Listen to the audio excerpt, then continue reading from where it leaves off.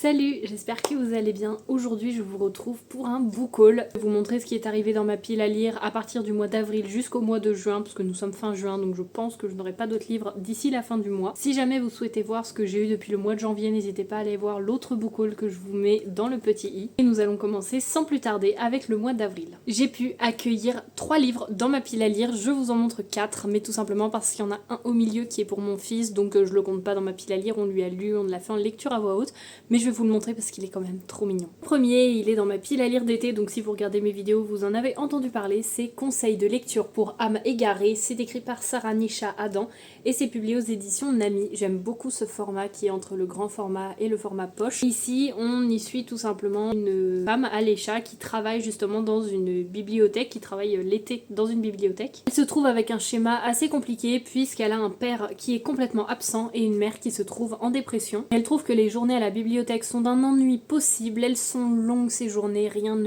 personne ne vient, jusqu'au jour où un vieux monsieur, perdu entre les étagères remplies de livres, vient lui demander conseil. À ce moment-là, elle trouve dans cette âme égarée un ami avec qui échanger, en majorité sur ses lectures, mais cela va l'aider à surmonter ses peurs, ses peines et beaucoup d'autres choses dans sa vie. On nous dit car il n'est jamais trop tard pour commencer à lire, à rêver et à aimer. Et en fait, moi ce qui m'a fait vraiment l'acheter, parce que je l'ai trouvé en brocante, c'est qu'on nous dit qu'elle apprend à être honnête avec elle-même en compagnie d'Elisabeth Bennet, je ne sais pas, et qu'elle renoue avec la résilience grâce à Pi. Et Pi, c'est l'histoire de Pi, l'Odyssée de Pi, une histoire que j'ai adorée, qui fait partie de mes plus beaux coups de cœur, que ce soit le livre ou le film, un film qui m'accompagne depuis que je suis toute petite. Ça a été aussi un lien qui a fait que j'ai acheté ce livre. Il n'est pas encore lu du coup. Ensuite, un livre qui est en cours, si vous connaissez le Jaspage, vous savez de quel livre je vais vous parler. Il est en cours et en fait je traîne, mais je compte bientôt le continuer. C'est Le Sorcier au coin du feu, le tome 1, c'est écrit par Télémaque et c'est publié aux éditions de Saxus. On est sur un cozy fantasy. On y suit Finlay qui est un sorcier du foyer, tout simplement. De la maison, de la cuisine et surtout du feu. En fait, il puise son pouvoir dans son foyer, peu importe quel endroit il considère comme son chez lui. Son rôle est de le protéger, de le dorloter et d'emplir ses couloirs des odeurs les plus exquises. Et c'est d'écrire rien de mieux qu'une bonne histoire pour se réchauffer au coin du feu. Ce n'est absolument pas la bonne période pour le lire parce que là, on est vraiment dans les jours où nous avons 41 degrés dehors. Et je vous le présente, mais bon, voilà.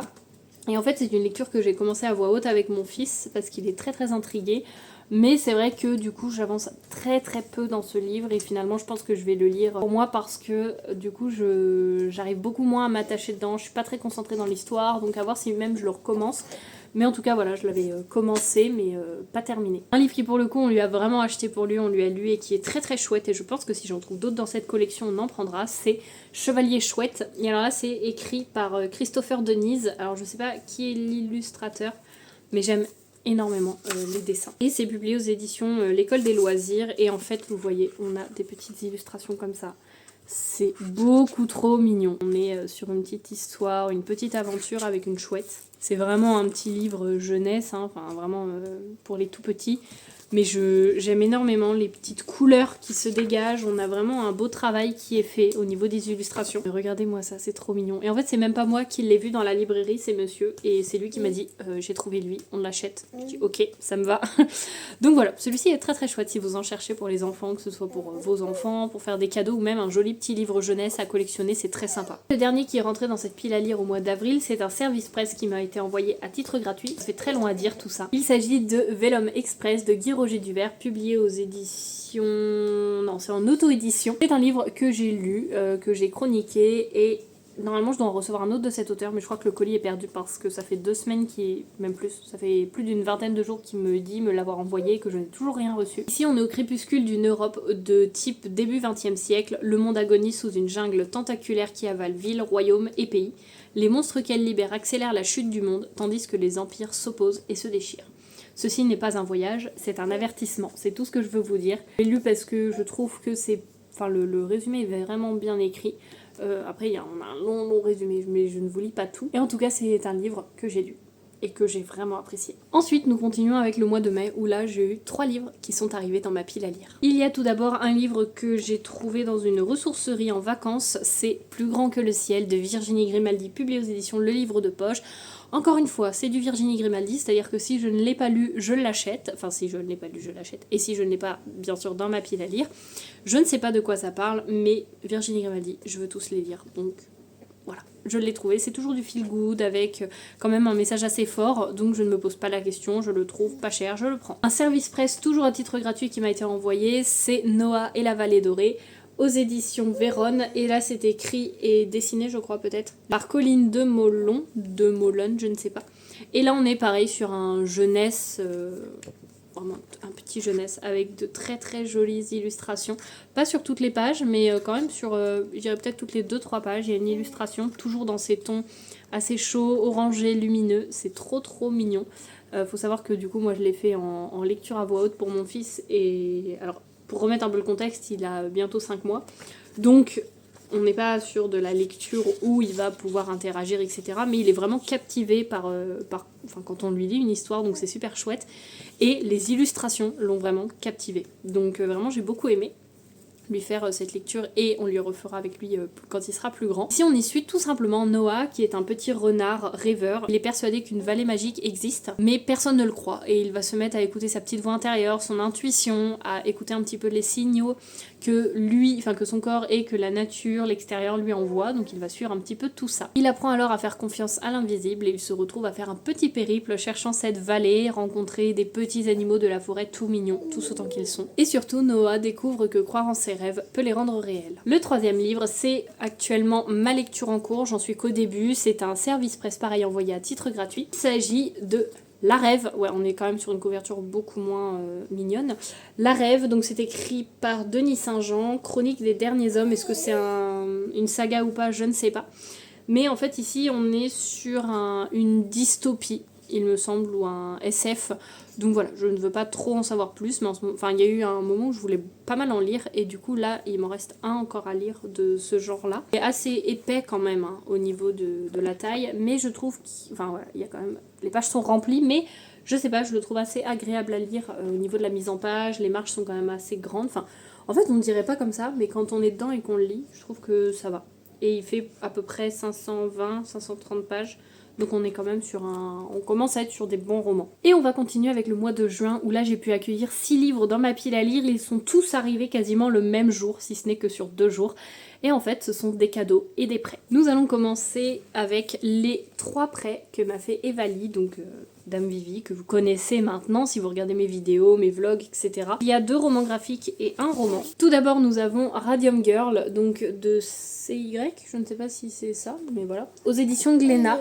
Et alors là en fait on suit les femmes, je sais plus quelle année, dans les années 1920, on y suit des femmes qui dans une entreprise, je pense qu'on peut dire ça comme ça, peignent minutieusement les cadrans des montres, vous savez, pour qu'on puisse lire l'heure dans le noir, sauf qu'il faut savoir que cette peinture est composée de radium, donc c'est radioactif, et on va suivre un petit peu leur combat justement. Ils ont dénoncé ça, et tout ce que ça a pu impacter en fait sur elles. Donc Vivi m'a vraiment recommandé ce roman graphique et me l'a prêté, donc à découvrir. Qui me donne très très très envie, vraiment les couleurs, je trouve ça trop mignon. Franchement, je vous montre déjà les couleurs. Est-ce que ça fait pas estival? Est-ce que ça fait pas léger et frais? Ça a l'air génial. C'est Le secret des bonbons pamplemousse. C'est écrit par Camille Monceau et Virginie Blanchet.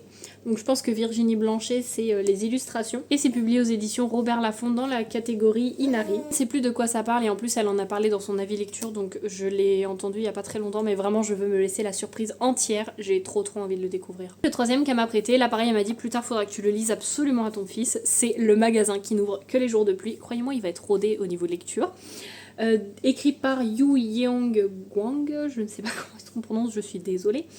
Et c'est publié ici aux éditions Robert Laffont. Pour le résumé, c'est écrit: il paraît que le magasin La Mousson, situé dans la ville d'Arc-en-Ciel, n'ouvre que les jours de pluie, que pour s'y faire inviter, il faut raconter ses malheurs sur papier et les envoyer par courrier aux gobelins qui gèrent les lieux, que si ces derniers vous choisissent en échange de votre visite, ils vous offriront un grand bonheur. On est sur un mélange de contemporain, fantasy, un peu les romans de gare, ce qu'on appelle les romans qu'on peut lire un petit peu d'une traite, les romans japonais un petit peu comme ça. En même temps, avec cette petite touche de fantaisie, ça a l'air très marrant. Et le concept aussi d'un magasin qui n'ouvre que le jour de pluie, trop envie de le découvrir, elle a beaucoup aimé de ce que j'en ai entendu, donc j'ai hâte de le découvrir aussi. Et maintenant, nous allons continuer avec les cadeaux, donc j'ai eu 3 cadeaux. Si vous connaissez le Jaspage, vous savez de quel livre je vais vous parler. Nous allons continuer avec les cadeaux qu'Evali m'a fait. Alors, j'ai 2 cadeaux d'anniversaire, donc ces deux-là. Celui-ci, c'est un Twisted Tale. C'est moi qui l'avais précommandé en fait parce que je le voulais absolument à sa sortie parce que j'adore le Disney. Et en fait, elle me l'a payé. Et le deuxième, quand on était dans le magasin, je lui disais bah, celui-là, j'hésite souvent à le prendre parce que je sais pas trop. Et en même temps, bah, un livre neuf, ça coûte cher, etc. Et elle m'a dit bah écoute, je le prends avec. Donc elle m'a fait 2 cadeaux. Je suis trop contente. Le Twisted Tale, c'est Les larmes de Tefiti. Et là, c'est Et si Vaiana avait détruit le cœur de la déesse, donc de Tefiti. C'est écrit par Keala Kendall et c'est publié aux éditions Hachette Rose. J'ai un peu de retard puisque ça, ce sont tous les Twisted Tales de sortie. Je n'ai pas les 4 derniers. Voilà. La complainte de Sally, Changer son destin, Cruelle vérité, Soyez prête. Du coup, celui-ci, c'est le dernier. Mais du coup, il me manque quand même ces 4-là. Mais après, tous les autres, je les ai. Et je les ai lus. Donc, est-ce qu'on est quand même pas mal ? Mais du coup voilà, c'est des livres que j'achète et que je lis assez rapidement. Mais encore une fois, le prix d'un livre neuf, voilà. Et vu que mon but c'est de baisser ma pile à lire, j'essaye de ne pas trop acheter.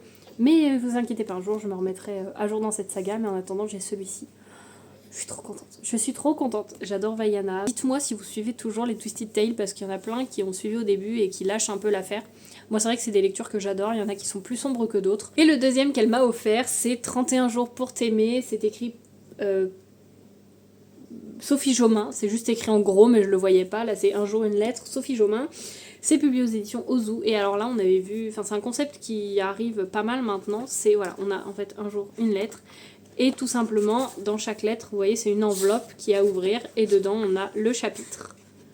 Moi je pensais que c'était vraiment une enveloppe à décacheter au début mais non, elle s'ouvre et puis elle peut se refermer. Et en fait, je me dis pour l'été, ça peut être frais. J'aime beaucoup ce concept en fait d'un chapitre par jour, etc. J'avais fait ça avec une romance de Noël, justement. Je vous l'avais fait, je crois, en vlog ou je sais plus.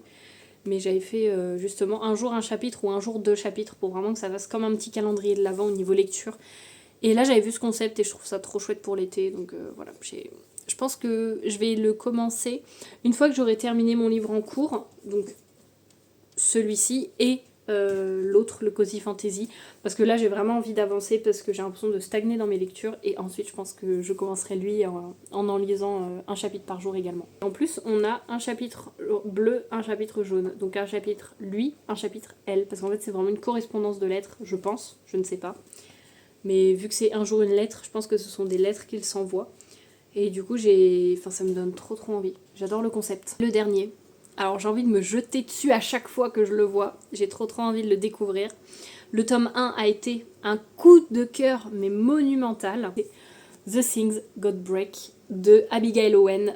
C'est le tome 2, donc c'est une romantaisie publiée aux éditions Hugo Roman. Et celui-ci, c'est un livre que j'ai eu en cadeau pour la fête des mères. Je suis trop contente. Pour vous dire que c'est le livre je crois que j'attends le plus. Parce qu'en fait, j'avais eu le tome 1 pour Noël, donc qui est The Games God's Play, où en fait on est, alors certes dans une romantaisie, mais attention, si vous n'aimez pas la romantaisie, restez là quand même, vraiment, c'est important. En fait, on y suit tout simplement Lyra, une jeune femme, où tous les 100 ans, dans son monde, il y a ce qu'on appelle des épreuves que les dieux mettent en place pour savoir, en fait, comment dire, les 12, comme les 12 travaux.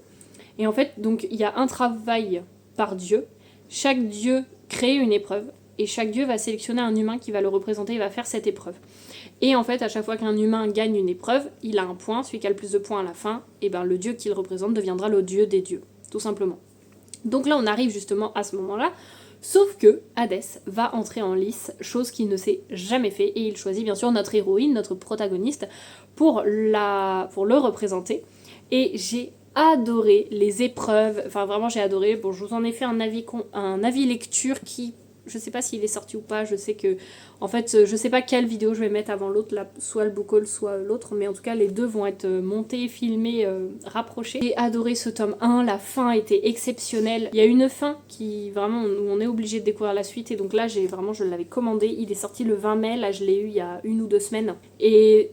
il va faire partie de mes prochaines lectures à coup sûr. Donc là, voilà, j'ai le tome 2 dans ma pile à lire que j'aimerais lire vraiment incessamment sous peu. Donc voilà pour ce qui est de cette vidéo, de ce book haul. J'espère qu'il vous aura plu. N'hésitez pas à me dire s'il y a certains de ces livres aussi que vous avez. En tout cas, j'espère comme toujours que cette vidéo vous aura plu. Et sur ce, moi je vous dis à la semaine prochaine pour la prochaine vidéo. Et d'ici là, je vous souhaite de faire de très belles lectures.